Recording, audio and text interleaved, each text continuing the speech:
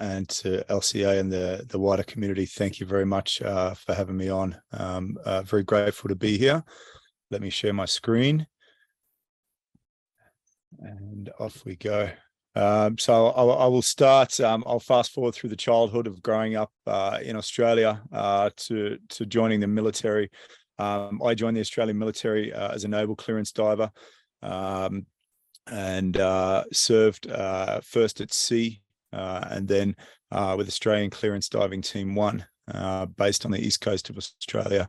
And for me, having grown up free diving as a kid, becoming a diver in the Navy and working with such a small, tight-knit unit was, I suppose, the ultimate dream for any kid that loves underwater. And it was interesting seeing some of the offices that people that are on this call have tonight, like Zanzibar or False Bay.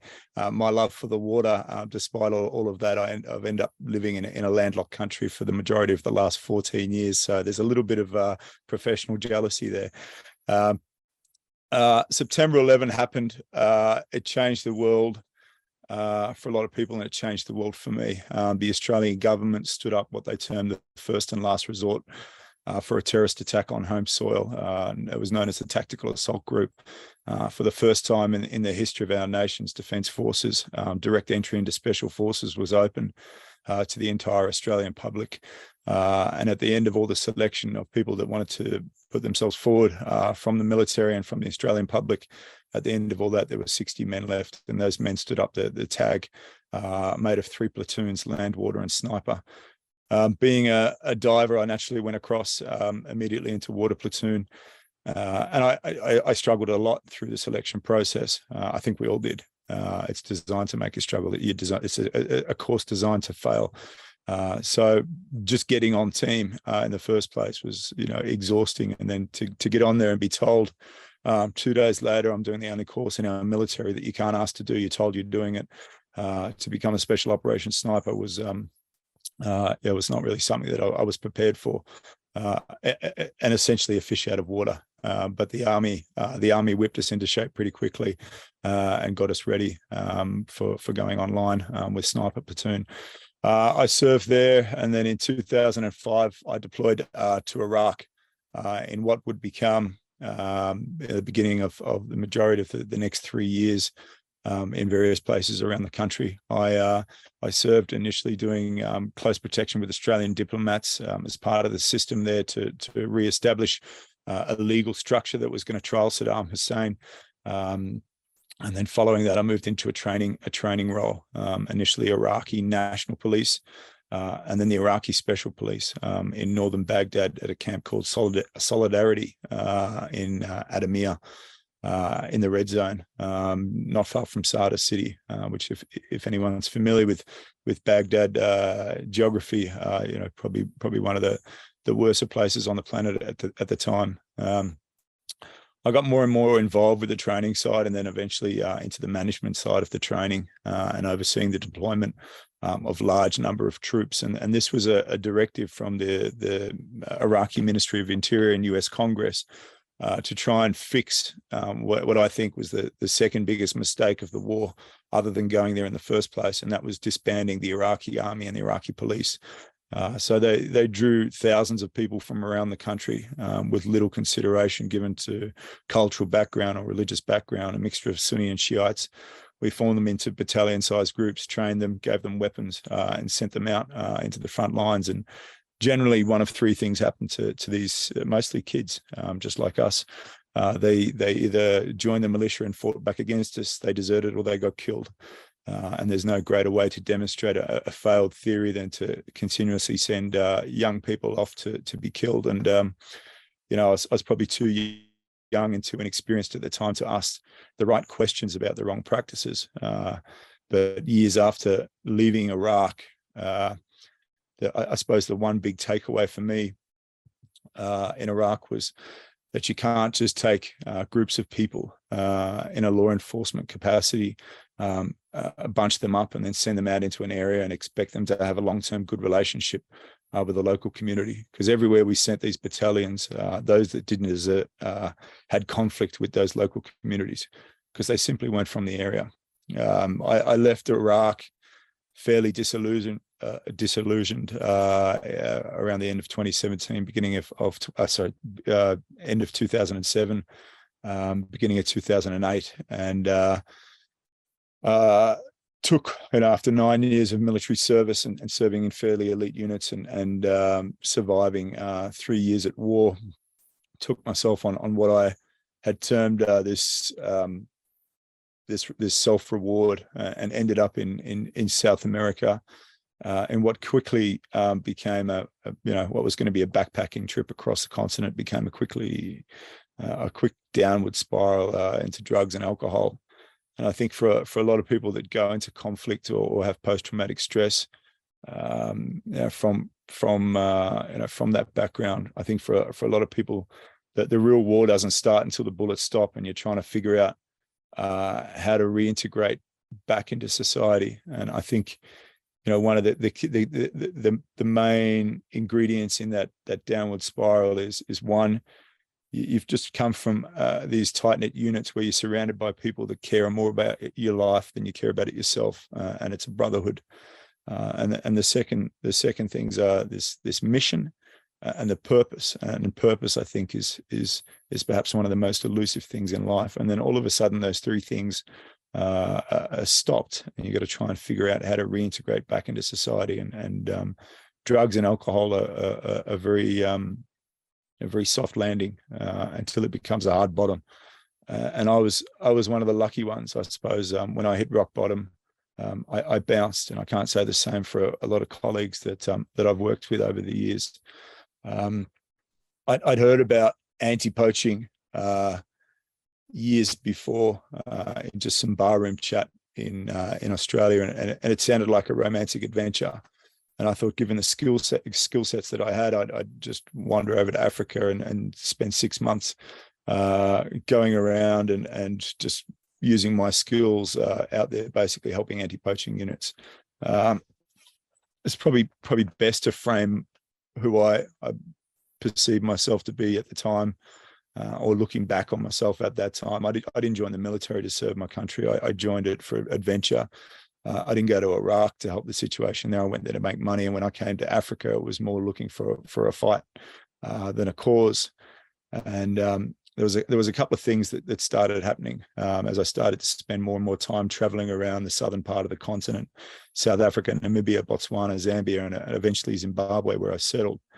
But the first thing I saw was just lifelong commitment from conservationists and rangers. People that are, rangers in particular, living away from their families for up to 11 months of the year, out there on the front lines, working for as little as $100 or $200 a month, and just seeing that level of commitment from these teams made me start to reflect on who I was, and maybe there was more to life than running around the world looking for the next 6-month adventure.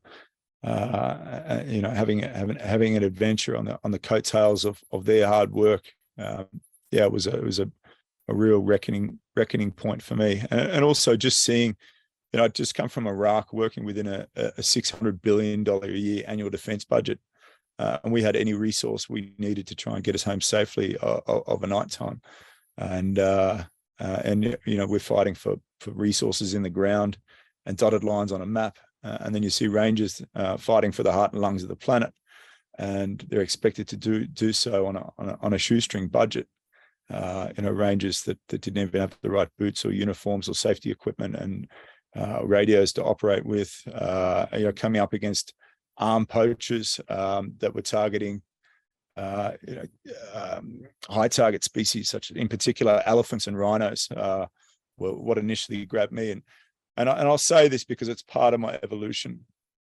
I came into the industry with the wrong mindset, and I lacked guidance. And I thought I'm just going to come in and use these military skills and for something that can perhaps create some good while I'm having this adventure. But what you start to realize is that jeopardizes decades of hard work that locals have put into building up these programs and trying to build relationships with local communities. But what I saw was species like elephant and rhino being hunted in these areas, and spending time with rangers, where I eventually ended up working with my first ranger unit. That ranger you saw before, Orpheus, was my first team leader as a ranger, and just spending time with these guys and doing some training programs and just giving them the time of day. But what I saw was the challenge they were up against in trying to protect these animals, and I just thought, conservation seems to be that simple. It's as simple as training a good guy with a gun to be the last line of defense between these animals and teams of poachers, often with heavy caliber rifles or automatic weapons, crossing international borders to come in and take out these kind of targets. And I fell into cadence with the security angle of conservation, because it's all that I knew. And I think if we as an industry could be more open or accepting of people that want to try and get involved but just lack the guidance. It's such a pointy elbowed industry sometimes, and had I had the right guidance in the beginning, I think I probably could have been steered into a much more productive path than what we know today as fortress conservation. The turning point for me in working with these rangers, it was out on patrol one day, and I'm seeing more and more of what is happening to animals, and I didn't grow up caring about conservation or animals. So I'm starting to I suppose after 3 years in Iraq, you have a different lens through which to see the world, and Iraq had a way of breaking down these, I suppose, this armor of machoism and ego, and giving you a different way to look at things like nature and animals, and seeing what was happening to these animals, and the rangers that were fighting to protect them. Yeah, it really affected me in a way that I don't think that I'd been available to be affected like before. And one particular incident, which was a turning point for me, was on patrol with Orpheus one day, and we came across a female buffalo caught in a wire snare, a trap laid by poachers, and the rangers looking at the tracks on the ground said she'd been there for 3 days, and she'd fought so hard that she'd actually ripped her pelvis apart. And when she was euthanized, she started to give birth to a stillborn calf. And that was a significant moment in my life. I'd done reasonably well through residential property investment in Australia and to a lesser degree Dubai. At that point, with the money that I'd made from the military, and in particular my time in Iraq, making large sums of tax-free dollars as a contractor over there, and I was left there with a decision. There's a problem, and I had a skill set that I thought was really relevant to trying to deal with that problem, and I had funding, which gave me the luxury of being able to not have to worry about where my next paycheck was coming from for the foreseeable future. And I contacted my mum in Australia, who had power of attorney over my property in case things didn't work out in Iraq, and asked her to start selling off property to set up what would become the IAPF, or the International Anti-Poaching Foundation. And that was in October 2009. Having started in Zimbabwe, we started taking on projects, training rangers, and then scaling up various operations, the frontline operations, focused purely on the security component of conservation. And that was our dance space. And as we scaled up, we started to work in other countries around the region. And a defining moment for us as an organization, as well as me personally, was working along the Kruger border on the Mozambique side of the border. And we started scoping that project in 2015 in an area called the Greater Lubombo Conservancy. And at the time, some estimates put up to a third of the world's rhino population in Kruger National Park, with the majority of those rhinos being in southern Kruger National Park, and in particular the southern third of Kruger. The Greater Lobombo Conservancy extends from Masinjia right down to Rosana Garcia. So the whole southern half of Kruger National Park. And I think at the time there was estimated to be around 400 rhino organizations operating within South Africa, trying to deal with the problem. But there wasn't one organization operating in that southern Greater Lobombo Conservancy and trying to support conservation efforts on the Mozambique side of the border. And to us, that seemed to be the most critical piece of land on the planet for rhino conservation. Major General Johan Jooste, the man who at the time was in charge of security for more rhino than any other person on the planet, estimated that 75% of his incursions were coming from syndicates that were based out of Mozambique, and in particular crossing through that southern third or southern half of Kruger National Park, conducting their raids, killing their rhinos, taking their horn and selling those horns into the system and onto an international market, primarily Asia, Southeast Asia. So we came in 2015 and we set up what we had strategized as a ground level offensive against the local populations where these syndicates were operating from. And we scaled that program up over the next couple of years to eventually have around 165 personnel, 4 different government departments. We had helicopters, we had aircraft, fixed-wing aircraft, canine attack teams, free-running canine attack teams. We had drones. We built bigger fences and we brought in more guns. And we became, I would say, very successful at stopping rhino poachers from coming through that section of Kruger National Park. And Major General Johan Jooste later accredited the downturn from incursions from Mozambique into Kruger from 75% down to 35%, accredit some of that to the work that we were doing along that section of the border. I would go to sleep every night knowing that what we were doing was not the solution. The UN Population Division projects there's going to be 2 billion people on the African continent by 2040, and I suppose the question that sat with me was, how do we rebuild this bridge between conservation and communities? At least from the context of someone that was coming from this fortress conservation mindset. We'd operating in some of these smaller communities, you go around and you see the faces of wives and mothers that have lost their husbands or their fathers, or their brothers, their cousins, uncles, to poaching. And it made me really start to interrogate, how can we do things better? And I used to get up, I do, public speaking, and I'll be honest about our position within this project. And I'd get up on stage in the US and I say, listen, don't think of as what we're doing as the solution.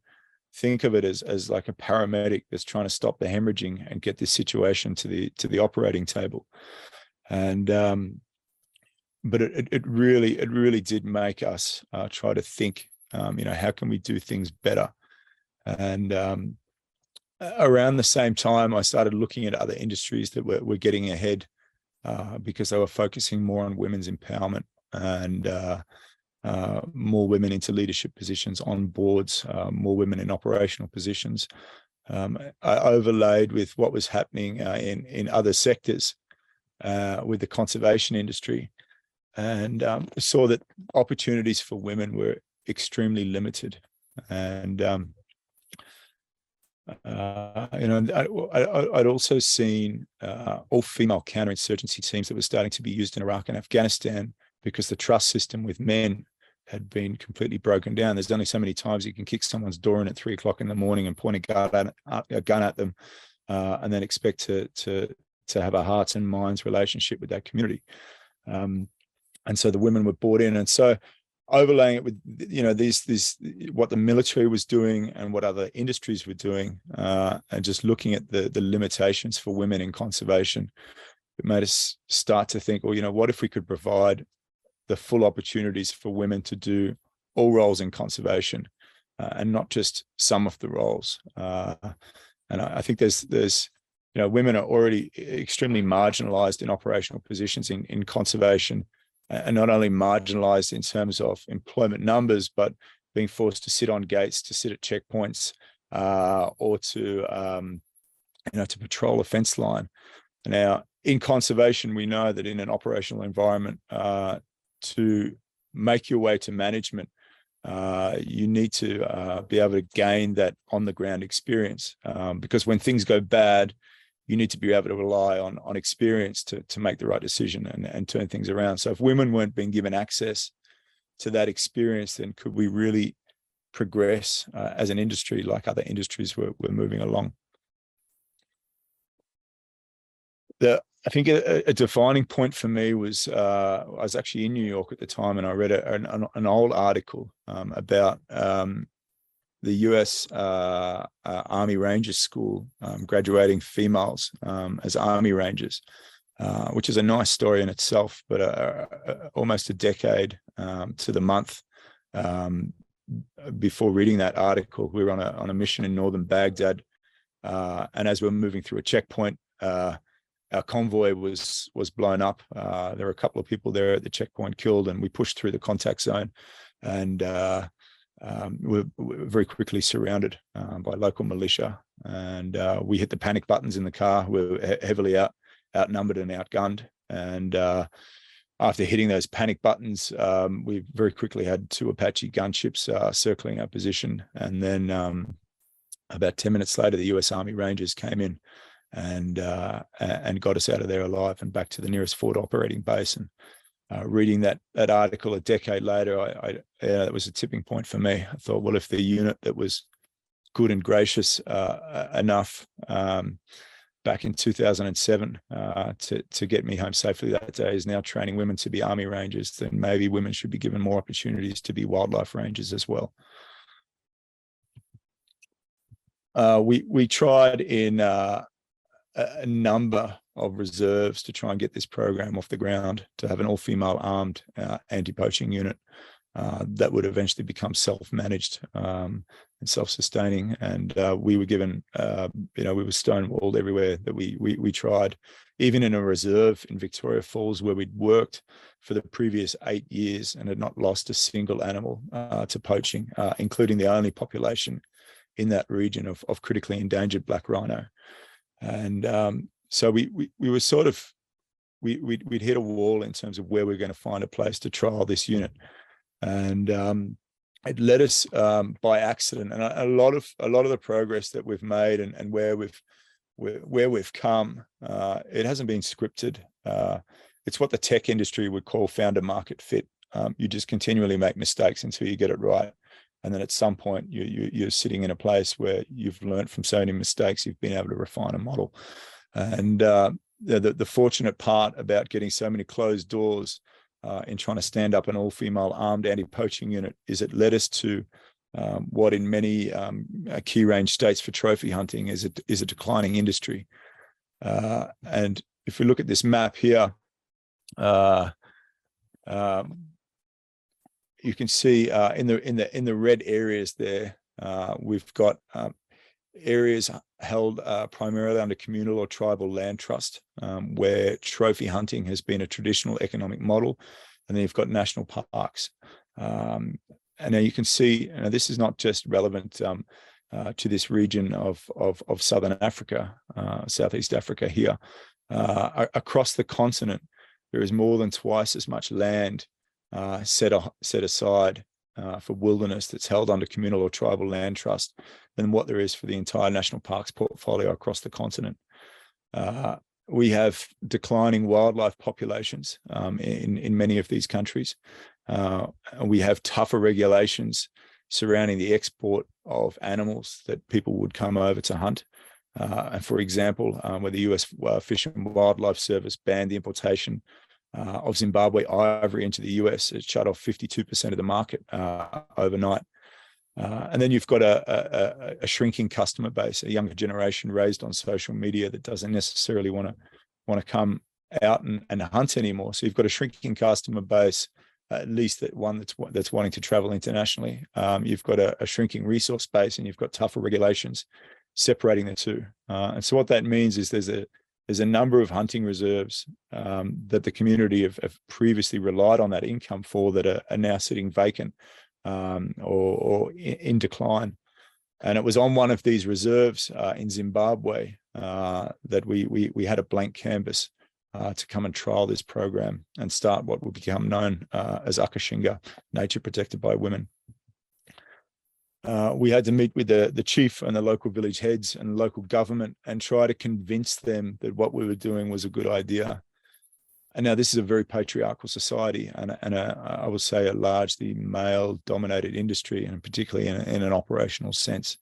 And they gave us 3 days, and with the hope that within 3 days this program would fail and we would revert to implementing an all-male anti-poaching unit, what they were familiar with and what they knew. And so the ball was now in our court to try and figure out how to put this program together and do a 3-day selection course for the first team of women. When I first arrived in Zimbabwe in 2009, it had the lowest life expectancy in the world for a woman, and that was less than 40 years of age. And so when we started scoping the selection criteria for this program, and this was all happening hour by hour, we're getting the approvals. Okay, we've got the approvals. How are we going to market this to the local communities? What's the criteria? And we said, well, let's just create an opportunity for the most marginalized people in these communities, which of course was women, but not just women. The criteria was survivors of sexual assault, domestic violence, AIDS orphans, single mothers, and abandoned wives.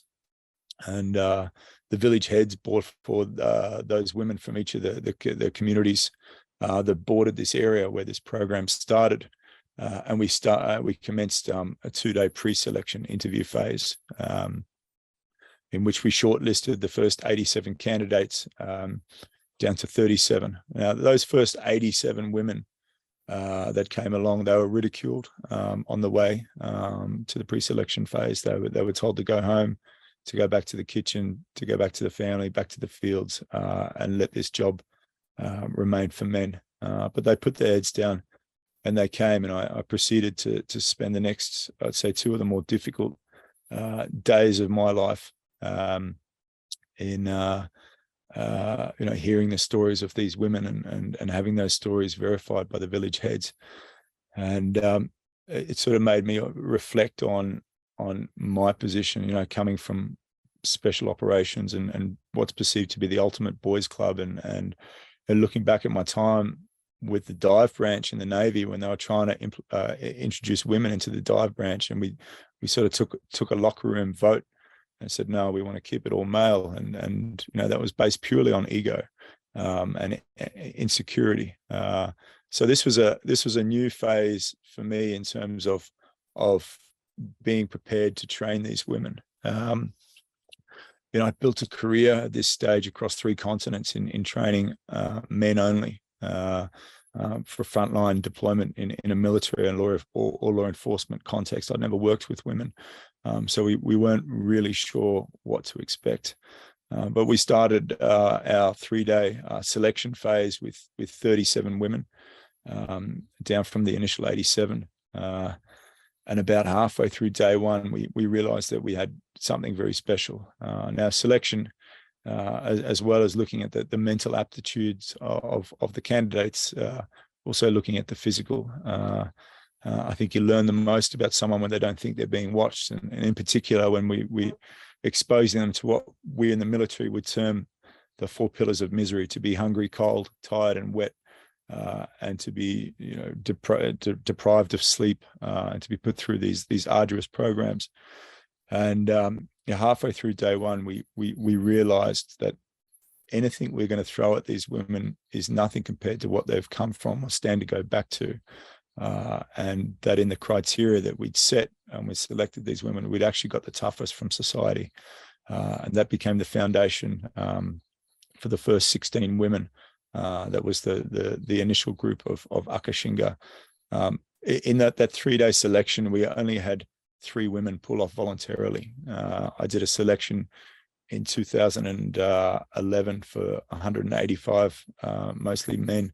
And at the end of day 1, we only had 3 left. So it gives you a bit of a snapshot into the toughness that we'd encountered with these women. And the responsibility very quickly shifted from them having to prove to us that they're worthy of this job to us preparing them for deployment as rangers into the ecosystem that's behind me, the mid to lower Zambezi, which in the 16 years prior to us starting this program had lost around 8,000 elephants, so around 40% of its population, and mostly to armed poachers. So while we could hope for the best with the deployment of these women, we had to prepare them for the worst.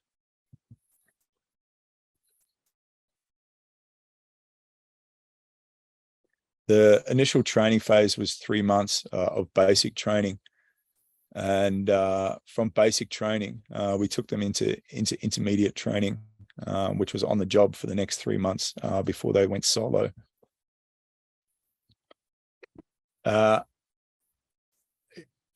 These are lessons that I'd learned probably in the first 12 months of this program, and we've been able to carry forward as we've refined and expanded this model.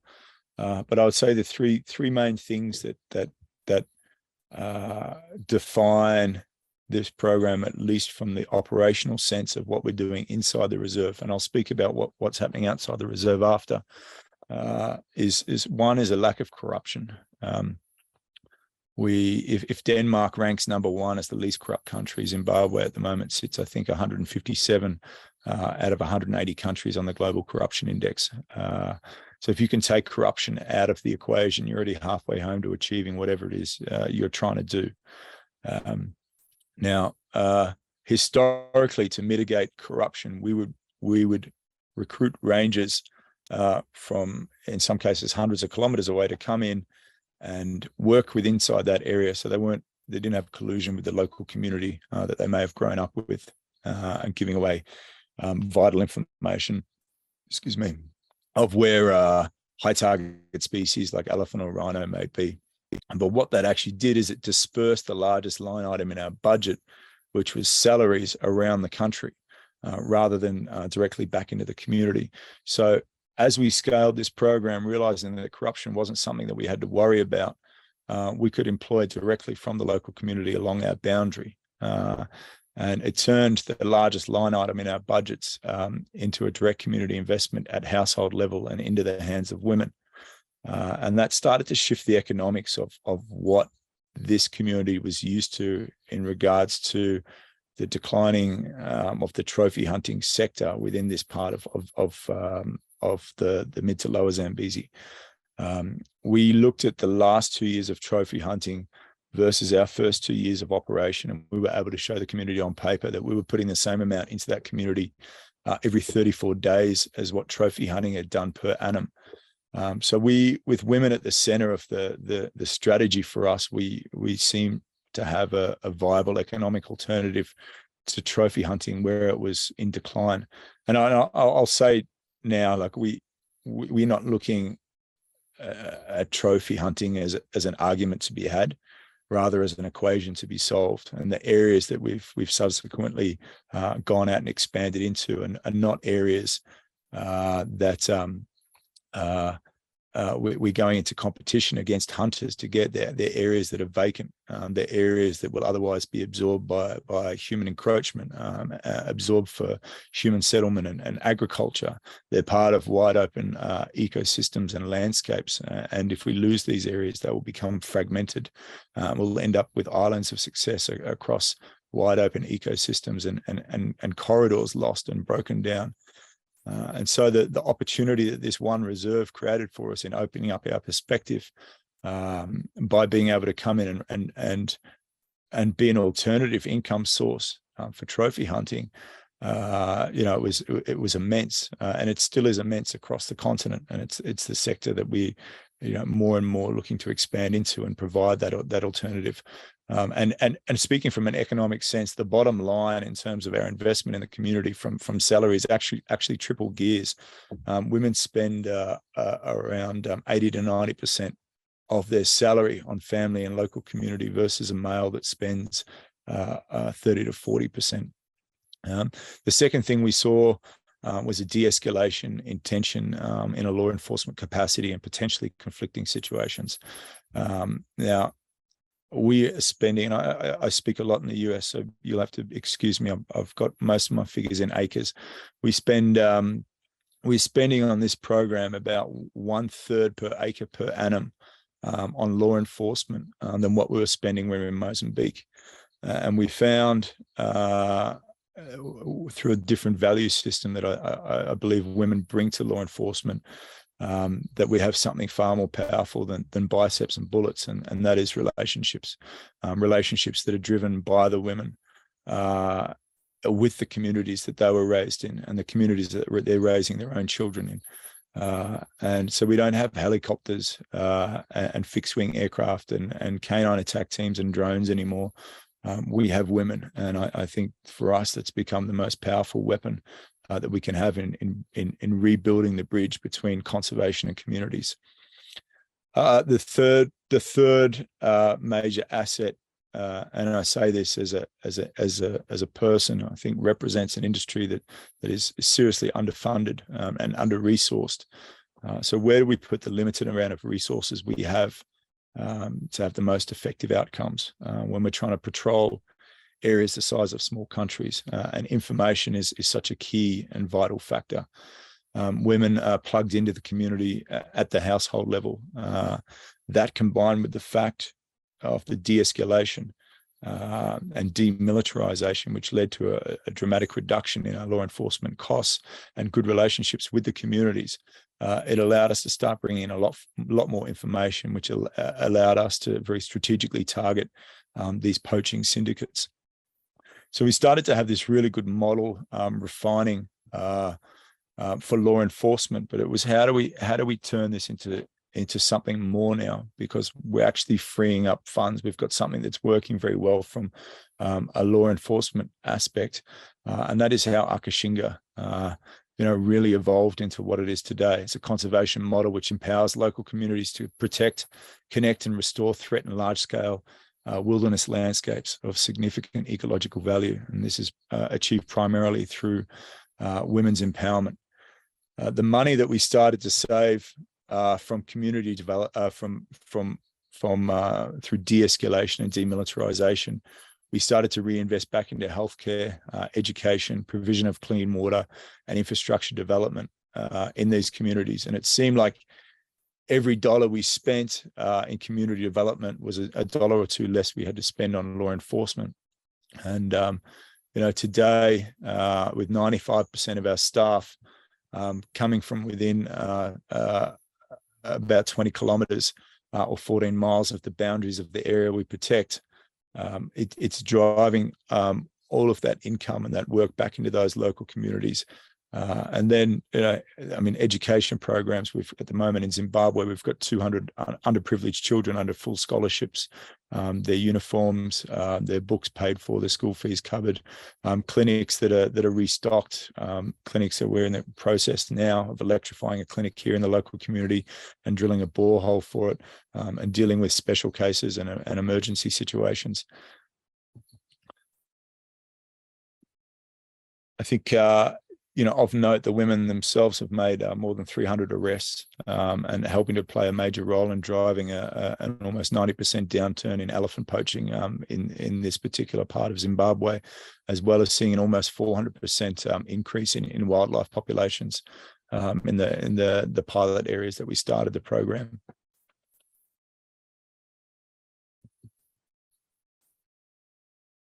You see, there's been this form of social engineering within these communities, where women that were once told to go back home and go back to the fields and the kitchen that have become role models.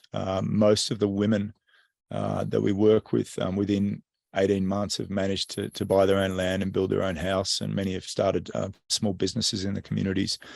For many women, it means being able to get their families back together, being able to get their children back into school, being able to look after their parents, healthcare, and just really changing the perception of women in these communities.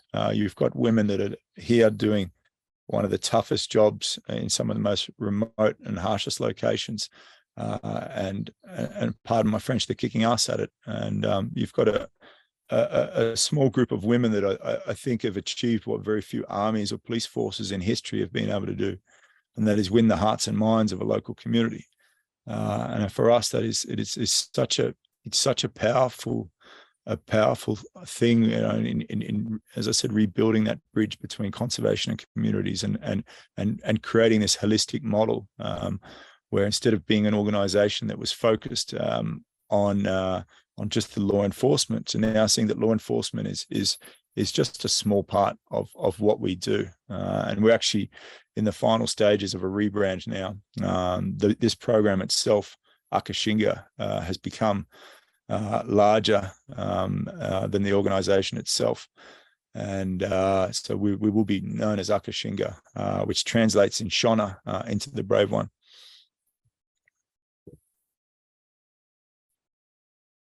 We've subsequently scaled up rapidly as an organization, and being able to expand the program not only across Zimbabwe, but put the capital up to secure vacant hunting blocks in Mozambique, Botswana, and tentatively in Tanzania now, and with a total acreage across those areas of 9.1 million acres. And we're in the process of building these programs out. They're at varying stages, depending on where we are and how long we've been there. At the moment, we're doing selection for 50 more women on the program in Mozambique, in Qatar 5, working with local partnership there. It's an area that has around 40 miles of coastline, around 50 kilometers of coastline, and the greater Qatar 5 area also has 10% of the entire country's mangrove network. So extremely important areas. I'm linking through across the Sabi down into Genève, with the potential to create a corridor all the way from Gonarejo in Zimbabwe right through to the Indian Ocean. I've just come back from KD1 and KD2 in southwest Botswana. Collectively 5 million acres of wilderness. Driving around for 5 days, we didn't see another person. Lots of lions, lots of predators, lots of plains game in there, but just such remote and wild areas that are essentially you're going to be becoming increasingly vulnerable across the continent unless we start looking at joint or alternative models to complement trophy hunting or to replace it where it's in decline.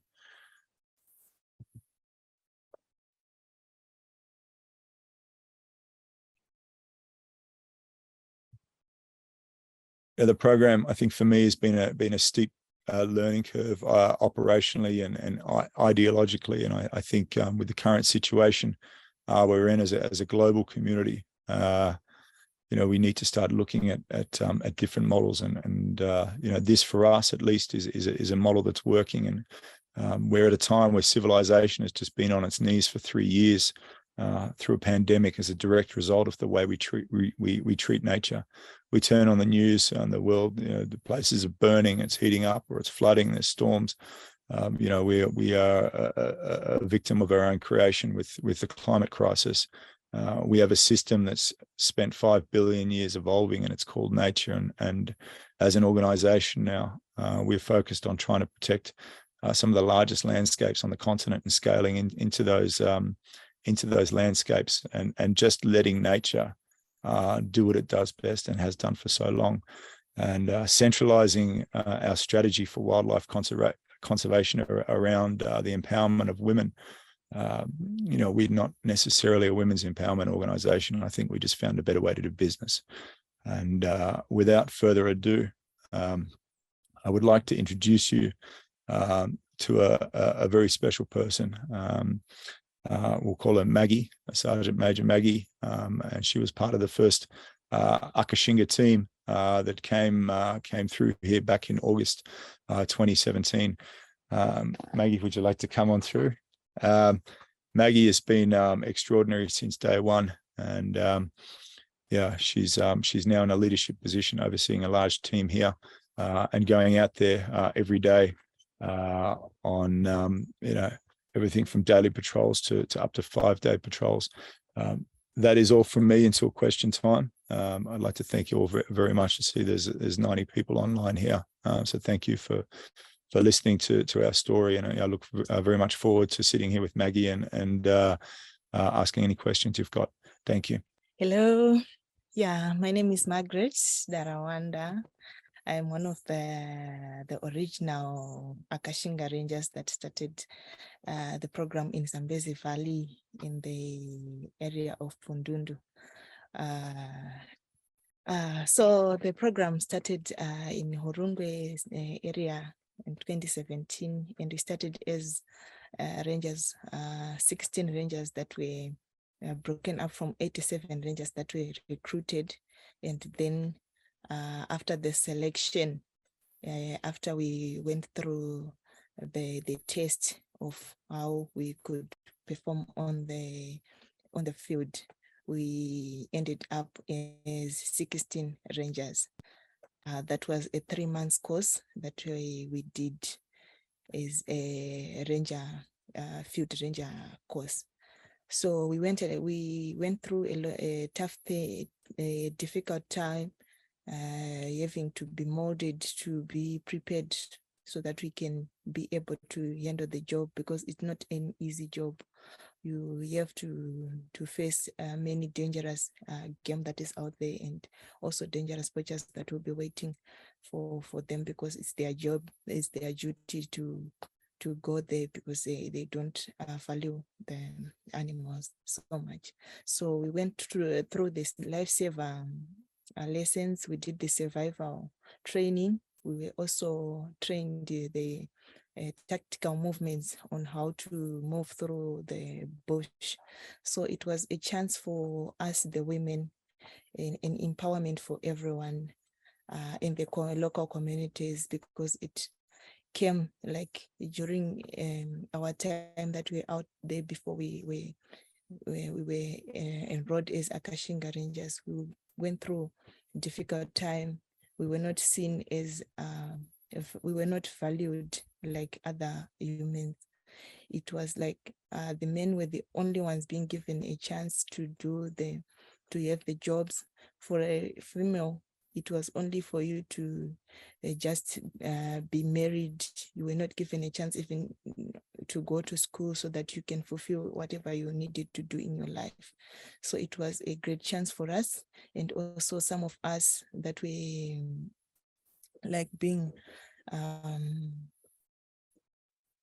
the other ones who were married, they were not being given good time with their husbands. They could not live well with their husbands. So some of them were divorced. Some of them, they are now single mothers. They could not provide for their families because they did not have the chance to help themselves. So Akashinga came as an opportunity to most of us, and it's very important for us, since we are doing this for our communities. We are helping our communities to know, to value the land. And I can see great impact that came through. Since when we started, there were no animals here, because the people around could survive on hunting, coming into the park to get the animals for survival, like a commercial business through hunting. So after our enrollment here in the park, we can see some changes, since the animals have grown up. They are coming up in big numbers. We can see the elephants that we did not know since we were growing up, the buffaloes, the elands, and I can talk of the lions, the leopard, it's a chance for us to know these animals, and it's also a chance for us to help the animals to be protected, so that the future which is coming, they can also know about these animals. So as Akashinga, we operate as a all-female anti-poaching unit. There are no men. We are striving to show up to the world that even a woman, if she is given a chance, she can also make greater changes through conservation, like we are doing. And also it's giving us opportunity for leadership, to be recognized as people who can also bring up some changes through leadership. As for me, I came up as a ranger, then I was later on promoted to a sergeant position, and acting as a role model to the little kids that are growing up, the students, the school children. They can admire us as they see us. They also want to be like us. So it's a thing that has changed our lives very much. Awesome, Maggie. Yeah. Thanks, mate. Yeah. Well done. Yeah. Stay here. We're gonna answer some questions. Damien, I want to ask for Maggie to stay close by. Maggie, please don't go away. I think there might be some questions going your way, so please stay right there. And before we move to Q&A, we would just like to thank both of you. And I think we need to start by thanking Maggie. Maggie, you know, a lot of us talk about change and how to create change, how to bring it about, what is change, and a lot of theories, but you actually create true change together with your courageous warriors. Thank you for what you are doing. And Maret, if you would please unmute everybody, and let's give Maggie and her fellow rangers a warm round of applause.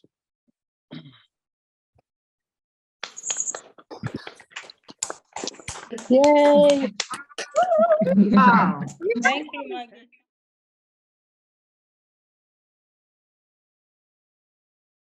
I'm going to start straight away with Murphy Tlali. Murphy, I'm going to ask you to unmute, please. And then if you're happy to turn on your camera, please will you do that and then ask your question. Go ahead, Murphy. Welcome. Thank you, Marty.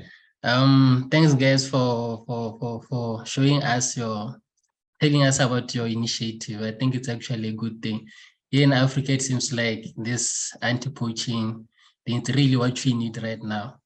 I had a question to you. You know, sometimes as conservation scientists, we try to highlight the conservation efforts and then put the locations there of those species which are actually prone to anti-poaching.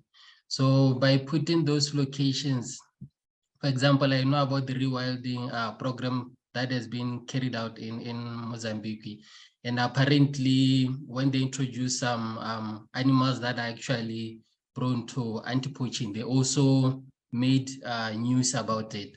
So now I was wondering, what do you think about such initiatives towards your anti-poaching efforts in terms of could they be highlighting the poachers about the locations, or you think probably you are not affecting your efforts at all? Because I'm worried that maybe even if you're trying to like do the good part of conservation, we end up letting people know that the animals are actually in this place, and then bringing the poachers to you guys, and then you're increasing your struggle in terms of anti-poaching.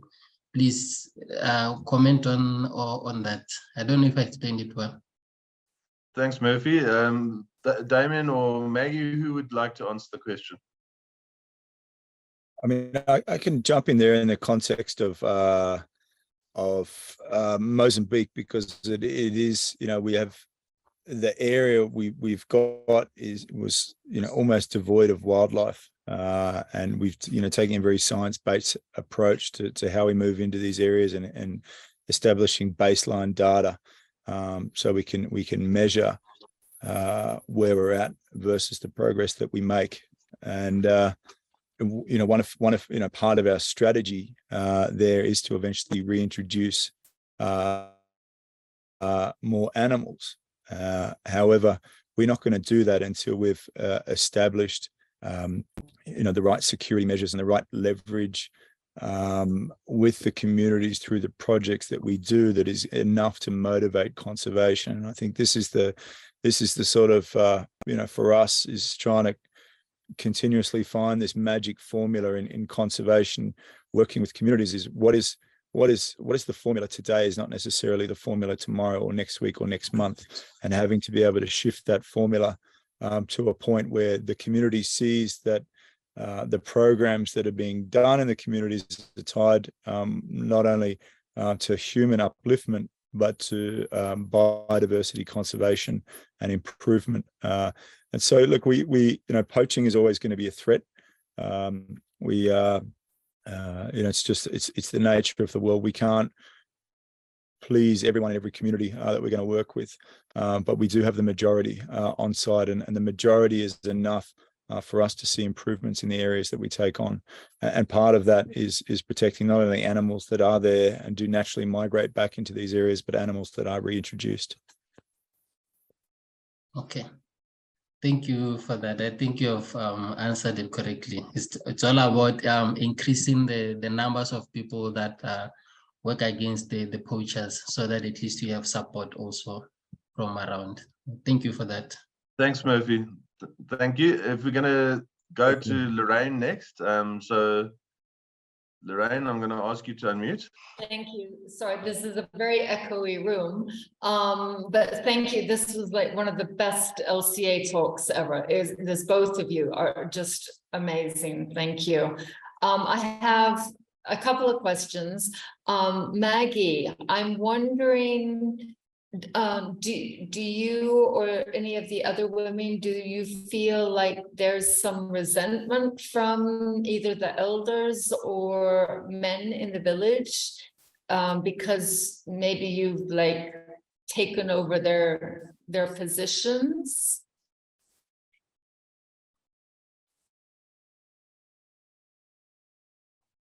Maggie, would you like to answer that question, please? Yes, please. Yeah, as for the people in the community, they always wondered at first that are we gonna do whatever we were putting ourselves into, because it's a dangerous and riskful job that we are doing. So not everyone can believe that a woman can do that. But right now, since they are seeing the results, they are seeing that we are achieving, and also being on the record of having to arrest a lot of poachers and having a record around the world that we are doing it. They are now believing in us, and they are also supporting, like, yes, let's give the chance to the girl child so that they can shore up their strength. They can also do what is said a woman cannot do, but it was only given to the men as the ones to be on the front. So it's not a challenge now. Yes, it's not 100% that they are supporting us. There are others that are coming to maybe to see how we can do it, but it's an improvement now. Mm-hmm. Yeah, I'm in a village in northern Tanzania that's like the #1 poaching village in the area. So I'm wondering how, how do I say it? How well are you able to balance, people killing wildlife for food and, but at the same time, making it not okay for them to do so? I mean, how are people able to survive, from a financial standpoint? The people who were poaching, that were getting money from poaching, now what are they doing for money? Does that make sense? Thanks, Lorraine. Okay, I understand that. All right. Yeah, we are acting as a barrier to them since it was a thing that they were used like it was where they could get their money from through hunting. But since they are seeing the project that is helping people, we are having it's kind of a job that at the end of the day, we will bring the money back into the community so that we can help the families. We can help also the brothers that we're coming in as poachers so that they could have a living from it. So it's kind of like a change now. Wow, that must be a huge challenge. I absolutely commend both of you. Thank you. Thanks, Lorraine. There's a couple of questions in the chat that actually link straight to your questions. So I'm going to just read them out. The question is addressed to Damien, but I think, Maggie, if you feel you want to answer as well, because I think you can speak from personal experience. So it says, what made the woman decide to go into this, bearing in mind that they came from a strongly patriarchal society? What was the thing that made you want to get into this? You know, going against the resistance of the patriarchal society? It's not only that it was an opportunity for us to come. I can say it was an opportunity for us to be introduced to have the chance to work in the conservation, to be also part of the team that is doing conservation, and also because of the passion for the animals, also to know that we have to also treat the animals like we do, to let them live like on their own way. No, thank you. Awesome. And then maybe, Damien, if you can just ask the second question from Peter Mills. How do you generate funding that funds your operation? G'day, Peter. Good to hear from you, mate. It's been a while, buddy. So look, we are registered in several countries for fundraising purposes. The majority of our funds come from the US, and yeah, I spend probably 3 months a year in the United States raising funds, and we've just, you know, we've put a lot of money, well, a lot of time and effort over the last 14 years into really refining the systems and the foundation of the organization, to a point now we're very fortunate with some of the donors that we have that put the funding up. It covers all our overheads, and those overheads include you know, things like marketing and branding, and going out and prospecting, looking for more donors, and grant writing. It's just allowed us to increasingly build a robust organization on the back end, which is the machine that supports the tip of the spear. And then you know, on the ground also to build out a really good scientific team, and put a strong focus on the monitoring and evaluation and data-driven decisions on how we go about the work that we do. All of this is, you know, it's continuously evolving, but it's become a recipe for an increased amount of funding. Thanks, Damien, and thanks, Peter, for your questions. I see your hand is up, but we'll get back to you, I'm sure, with another question just now. Next is Roland Goods. Thanks for your patience. Damien, thanks very much. Great to make comms with you. It's been a long time. Remember, you reached out to me when you first arrived, and you never got to come to visit me in Angola. Invitation is still there. Anyway, I've got two observations and one question. The one observation runs into the next. First of all, in my years in the field, and that's where I've been all the time, is that there's no simple solution. There's no silver bullet, and one size doesn't fit all. So just also an observation, first of all, going back to your selection of rangers using local communities. In Angola, it's very difficult because a lot of the people that we deal with were UNITA soldiers that moved from Angola into Zambia during the Civil War. And that still have family in Jamba, which is where I'm basically based.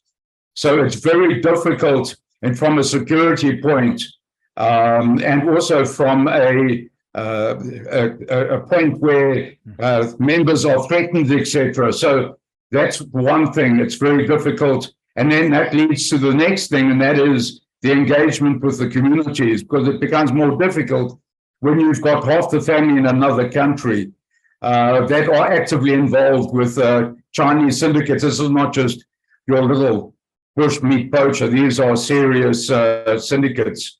So that's just an observation that one size doesn't fit all. And the silver bullet is that I 100% agree that if you are spending your time focusing on anti-poaching, then chances are you're not winning because now you're reactive, and it's a spiral, downward spiral. So really interaction with communities, but you will always have criminal elements, so you will always need anti-poaching. Okay, so those are the two observations that you can make comment on. And the second one is that when you showed on your map the hunting areas and the conservation areas, you missed out Namibia.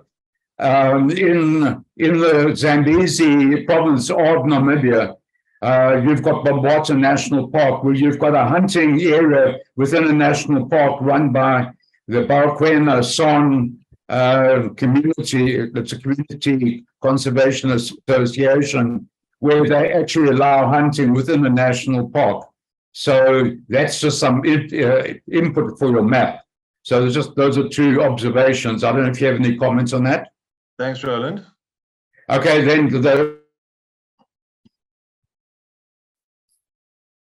Okay, thanks very much. No, definitely. We know that the landscape is constantly shifting in various land use models between national parks, safari areas, and community or tribal held land areas across the continent.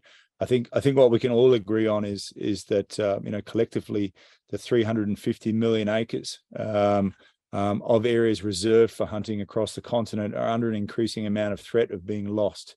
Now, in my my mindset and in my heart, I think the lost causes are the best ones worth fighting for. In regards to conservation, I don't want to be one of 10 NGOs that are working inside a national park, fighting over who's going to put the wheels on a Land Cruiser or the uniforms on a Ranger. I want to be the organization that goes to the area that is going to be lost, that is going to become grazing. It's going to become fields, and I think that's our focus. And I got to say, it was only because we got pushed so far into a corner in terms of where we could operate or what we could do that we actually found this gap and flourished in it.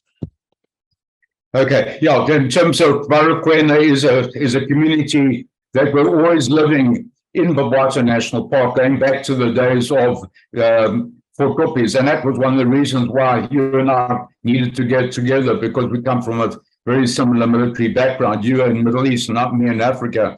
But then the second one is an operational issue and how you got around it in terms of your trans-frontier when you were crossing Mozambique, South Africa, Zimbabwe. When I first started in Luengu-Luana National Park, which we buffed 4 different countries, we had a huge problem chasing poachers. They would all of a sudden hop over the border into Namibia and they would become Namibian. And when the Namibians, they would hop into Angola or Zambia or Botswana. And then also bearing firearms in another country. That was a real problem in the beginning until CASA, the Kavango Zambezi Trans-Frontier Initiative, got around that. And then we were allowed to do joint patrols in 5 different countries in that corner of Southeast Angola. Now, how did you get around it in your operations between Mozambique, Kruger, and Zimbabwe? So the area we're operating in only shared a border with South Africa in Mozambique. Now, when we actually went there, I think the conversation was almost 10 years old in South African forces trying to get a mandate from the Mozambique government to do hot pursuit into Mozambique and to do that follow-up. And what we actually became was the footprint for South African efforts on Mozambique soil. So we were working very closely with the rangers in Kruger National Park on a minute-by-minute basis. And they were basically handing the situation across to us on the Mozambique side of the fence, and we were conducting follow-up there. We would put, we would basically try and cordon off an area in the Lubombo Mountains and keep those poachers up there until they basically ran out of water and surrendered and came down to us. Thanks, Roland, for those questions and for the answers.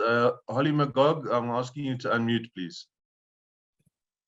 And I'm going to keep my camera off because I'm sitting in darkness. Like everyone, thanks for a wonderful talk. My question comes on the monitoring and evaluation side, and you actually mentioned it in one of your answers, a science-based approach. Now, what we have noticed in certain places, maybe Botswana and Tanzania, as some of the hunting concessions that are being bought up by fly-by-night hunting companies who are not calculating in a scientific way what the offtake should be. Now, like you say, this isn't a hunting debate, and I think we do have a way in which people like you or organizations like you could win that concession. Now, some of them, of course, you still have to hunt because that's the point of them. But is there a way that you are able to go in with your team and do the data collection that actually realistically says what animals and how many can be taken off? And is that something worthwhile to do, or that's not an avenue to go down? Thanks, Holly. Yeah, thank you very much. I mean, I'll start by answering the last part first. So we have already identified our 4 major landscapes that we're operating in, our 4 countries that we're operating in, and expanding those landscapes, and having put the capital up front to secure those areas, and now building the programs out. Now, part of that capital includes the lease fee, and in some cases includes having to buy out what the quota would be for that area. Now, there's often room for negotiation in regards to the quota, because we will come in and do a rapid baseline assessment on what wildlife is there versus what has been put on the quota, and also looking in the context of how long has that area been vacant for, and how can they be sure that the quotas that are being set are actually based on science.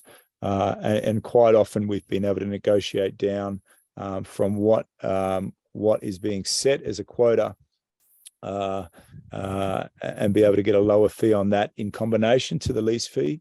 But where the real leverage, or I'd say opportunity, comes in being able to get these areas, it's not based on the quota that we purchase or the lease that we pay. It's based on the amount of work that we pledge to do in the local communities, that employment, the gender equality, healthcare, clean water, education and infrastructure. And we will actually write these into our lease agreements that we will do X, Y, and Z per annum. And if we don't, then we're in breach of the agreement that we've made. So at the moment, we're not necessarily looking to take on additional opportunities, and we don't function as a service provider, and our job is looking after and expanding the existing landscapes that we're working in, if that makes sense. It does. Thank you very much. That answered it perfectly. Thanks. Thanks, Holly. I'm asking Alison if she can ask her question next, please. Hi, yeah, I think, my question's sort of maybe a little bit answered by that. I did wonder how many men and women you employ in various ranger groups. Are they all women? I wasn't sure if I missed that as part of the presentation. And then and then the other thing you were talking about community, because I was going to say, you know, I'm despite my accent, I'm actually in the US at the moment, and there's been a lot of pushback, you know, here, not conservation related, but about the fact that, you know, boys are struggling in school, not doing as well as girls, and that if a lot of women are now believe me, I'm fully for women, all women's empowerment. I think the women's rangers is a fantastic initiative, but everybody needs jobs, and so you know, I was just wondering how much of what you do is it, like, percentage wise, is anti-poaching, and how much is the remainder within the community? Thanks, Alison. Yeah, thanks very much. So, you know, our staff, you know, our staff is pretty stable in Zimbabwe. You know, it hovers around 250 or 260 people at any one time, but the amount of contractors that we take on is almost just as much. And those contractors, the roles varying from informants through to people we're working with various agencies, through to construction, roads, labor. Now, one of the initial issues that was raised by community leadership in the pilot areas was the fact that, you know, this is focusing too much on women, and the men themselves are, you know, now starting to feel marginalized, and so we had to find a way to balance that out. And so what we did is retain the women in the let's call it a power role of law enforcement, and also the sector of what we do that is the most corruptible, or when corrupted, is the most damaging to what we're trying to achieve. And in every case, we've worked to get women into management through building out career paths within our programs. And in some cases, you know, we still have men in certain subject matter expert roles because you just can't fast track 3 or 4 decades of experience. You know, we are working towards, you know, having, you know, pretty much every law enforcement role from management through to some of the instructors that are still men.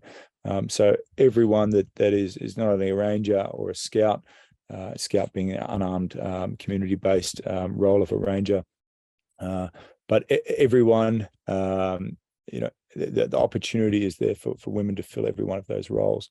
And look, at the same time, we still have a number of men that are in a number of other roles to try and create this balance. But the focus that I think within the strategy that has made this so successful is having that, you know, this potentially antagonizing position of law enforcement led by women that you know, like you're speaking from the US, and I think what's interesting is to, you know, if we take an overlay of what we're doing here from the law enforcement context with what's happening in the US with law enforcement and the antagonism that is being created by an increasingly militarized police force in many states. You know, I did a talk in Chicago a few years ago, and there was a senior advisor to the Chicago police force that came and spoke to me afterwards, and he said, you know, we're desperate, we're looking for something new, because every night it's just a fight, and you guys seem to have found a way to be able to mitigate and even downturn the tension that exists between law enforcement and communities. And of course, you know, you can't just go into Chicago and disband and, you know, half the police force, replace it with women and see what happens. But we had a blank canvas in this abandoned trophy hunting reserve to be able to test this out and see where it went. That's great. Thank you. And I did also want to say thank you, Maggie. Thank you, everybody. It's a fantastic lecture. Thank you. Thanks, guys. Before we go back to Peter, I just had someone whisper in my ear a question. So the question was, what happened to the women that did not make it? Did they just have to go back to their bad reality, or what was their what was the plan? Okay, thank you. Yeah, through the training that we did, it was not everyone that made it to become a ranger, but some of them, they were sent back. But there are chances that are given through recruitment that is done, or like when there are opportunities or where there is a gap that needs to be filled. So those women are given opportunities so they can come up, if they can be recruited, or if they can become on some, or to be recruited on some other departments that is not a ranger, because it's not for everyone. That is a thing that we have to be like, it's a tough job. You have to be physically fit. So on a group of people, some will pass and some of them they will fail, but you have chances to join on other departments, like being chefs, like also having to do the scouting that is working in the community, helping us with the information of how to stop the poaching. Thanks, Maggie. Peter Mills, asking you to unmute. There you go. Hi everybody. Hi Damien. Hi Maggie. Damien, we've had a few discussions about this, and you guys are doing a great job. Well done. I just want to clarify. You mentioned fortress conservation, and fortress normally means a protected area with guards that patrol it, and it's got a boundary, and people regard that as fortress. But it's conservation areas are a cornerstone, one of the strategies of protecting wildlife. And when the term fortress conservation is normally used, it's normally used in an ideological sense, where it's fortress conservation versus the win-win neoliberal community conservation. So, which means if you go back to your green and red map, fortress conservation would mean that it is only those green areas that come under protection, which is not the case, because those red areas are almost more important than the green areas. Yeah. So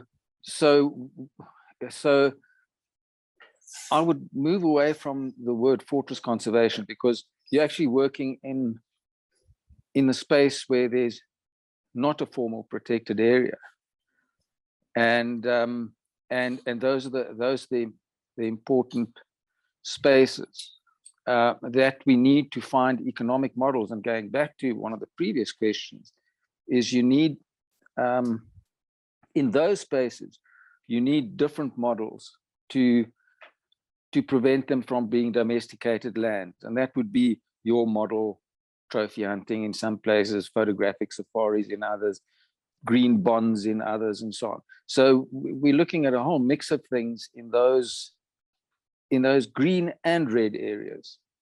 And only if we think broadly like that, are we going to actually achieve the objective of creating enough space for Africa's megafauna. Thanks, Pete. Let's try to get Damien to answer, because it's getting a bit long. Sorry. No, it's fine, and agree, and thank you very much. And just to clarify, I think, one of the main points I was trying to get across during the talk was our evolution from what I perceived, our methodology to be fortress conservation into this, more inclusive and a holistic model. I mean, to reframe that, to go from being inside a reserve looking out to being outside a reserve with the community looking in, and actually have genuine buy-in from that community, and being motivated to conserve fortress conservation. And at least in my experience, it's very hard to sustain because of the large costs that come with it in protecting those areas. And it's great if we can protect a small area and it's 100% and people have got their animal population. But if we're going to do as you say and protect these huge landscapes and the ecosystem services that these areas provide, not only to Africa but to the world at large, it's got to be this holistic model that can motivate conservation at scale. And putting a fence around a couple of million acres and trying to patrol that fence on a daily basis, it's I mean, it's going to be such an expensive operation. Look at Kruger National Park, and the challenges that are faced there. Probably one of the most well-funded parks on the planet per acre per annum. And just a mass of humanity living on the edge, looking in to that fence with the rangers with guns and the drones flying over the top, looking out.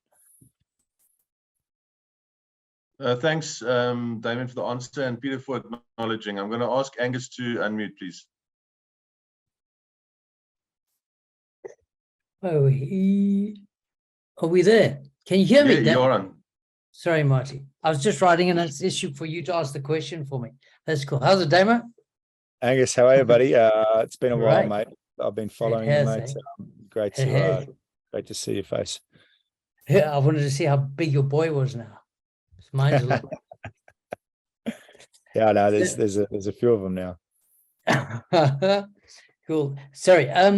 Okay, Dem, I want just two questions. Gorongosa, you'll be aware. I don't know if you guys have got dealings with Gorongosa. I was on a contract with them for 6 months and for the second half of 2020.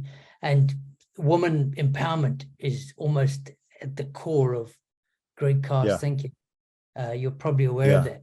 Now, okay, so that's a philanthropist-funded thing that kickstarted it, but it's become a whole sustainable sort of beast in a way. Yeah. And they got women at universities in the UK and the US. This Akashinga thing, I know Zimbabwe is a very different case, and we're not looking at a billionaire philanthropist being involved, but does it maybe open the door to Zimbabwean authorities thinking along those sort of lines, and how, almost like redefining the national parks, which is what Gorongosa is about. And I know a lot of these discussions have moved in and out, woven around that. But does it open that sort of broader thinking, or government not got time for that? Yeah, no, I mean, and just in relation to Gorongosa, I do swap messages with Greg Carr quite regularly. Working in a very similar space there in Mozambique, and a huge amount of respect for what they've been able to achieve. Our focus as an organisation is primarily working in the areas that are held under communal or tribal land trust. I think because when the area does well, the community does well. As opposed to, I think, in many national park systems, which fall under federal mandate, when the national park does well, head office does well. And I think what we can do is work side by side with the national parks, which we do, and a number of other agencies in Zimbabwe and other countries. Because, and to get back to Peter's point here, the red areas are often far more important. One, because they're much bigger.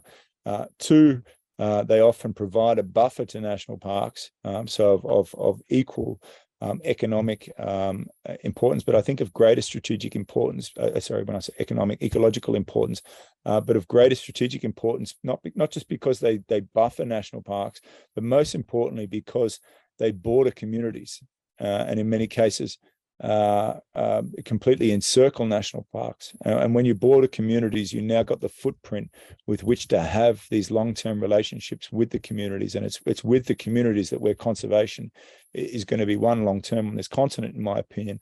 Conservation is not a straightforward conservation issue. It's a social issue. And if we have social impact, we have a conservation outcome.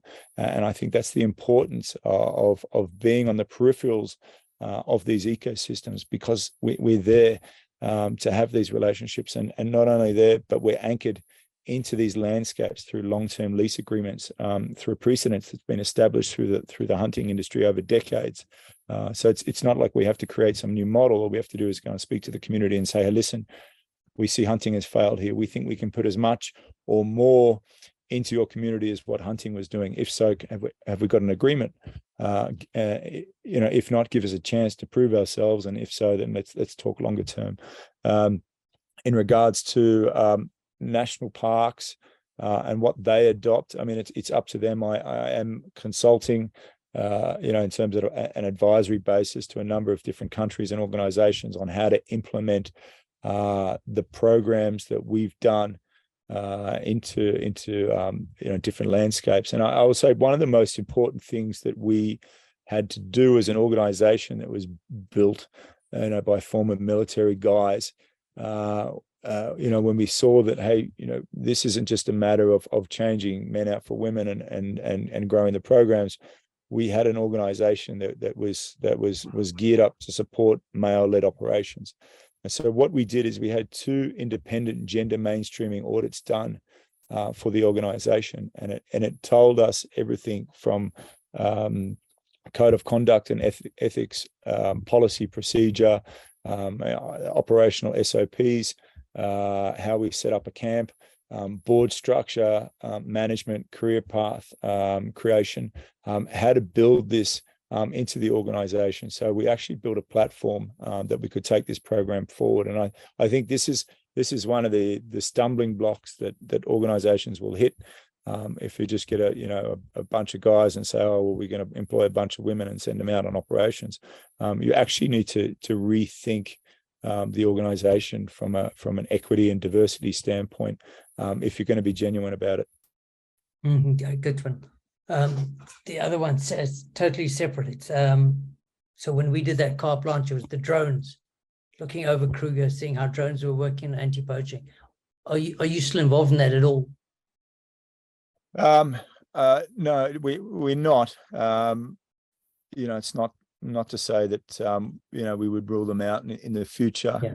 But they could be an asset. But we found, I feel the best investment we can make is into Africa's most valuable asset, and that's its people. And when we invest in people, particularly into these rural communities, we achieve what we as an organization were established for, and that is to preserve nature. So yeah, and again, it's that constantly shifting formula on a daily or a weekly basis to try and work with the people and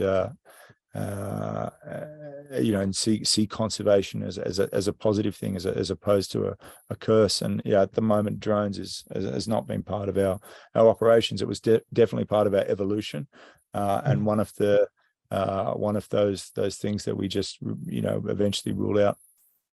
Yeah, one of the learnings. Yeah, cool. Thanks, Samuel. Thanks, Angus. Thanks, Marty. Cool. I'm going to ask Edem Enyang to unmute. He did type a question in the chat earlier, and I would like to give him a chance to read it if he's happy to do that. Oh, sorry.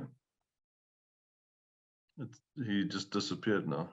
We'll take if it's okay, just 2 more questions, guys, because we're holding up the kitchen space here, and there's a few hungry people that are starting to encircle us. I'm not sure about no problem at all. So if you don't mind, if I quickly read this question. Greetings from Uyo in Nigeria to everyone in the house. Thanks so much, Damien, for the wonderful presentation. How much investment have you put into community conservation education compared to law enforcement? Don't you think these women will achieve more conservation educating communities about endangered species?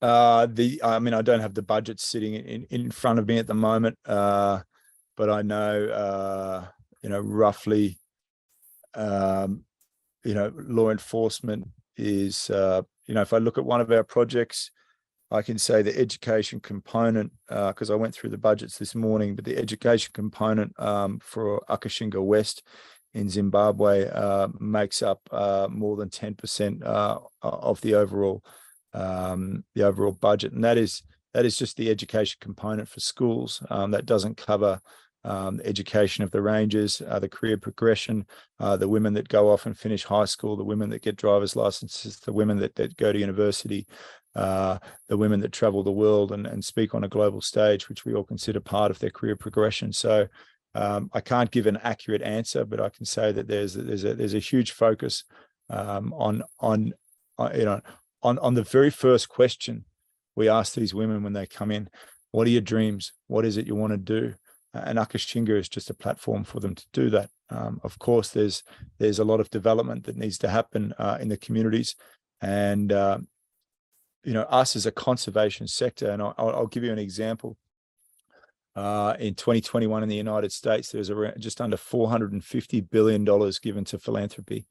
Okay, this is the largest philanthropic market in the world. about 28% of that went to religion.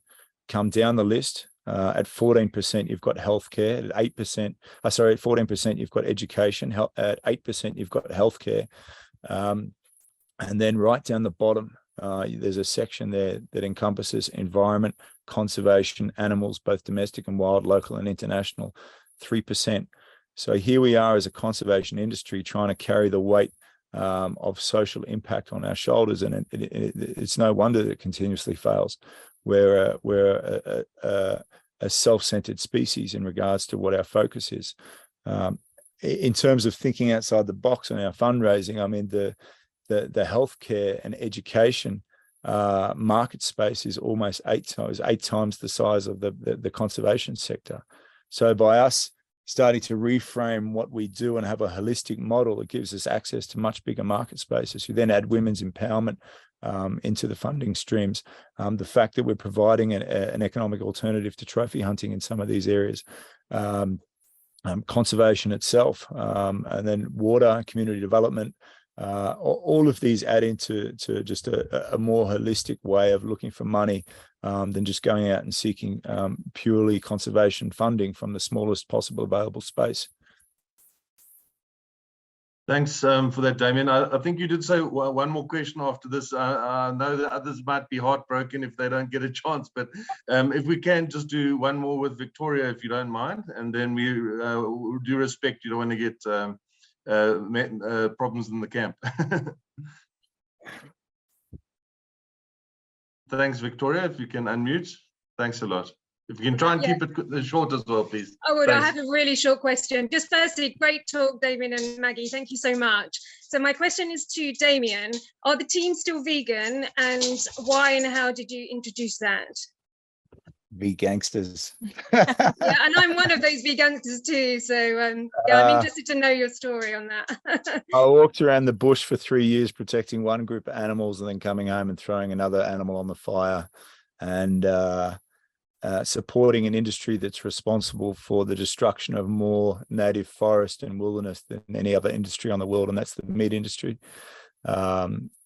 Land that's clear cut for agricultural purposes, either to put livestock on or to grow food that feeds livestock, and then also an industry that's responsible for the death of more than 100 billion animals a year.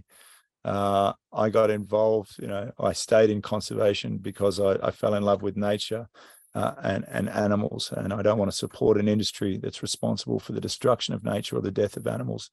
And I want to take my work home with me of an evening.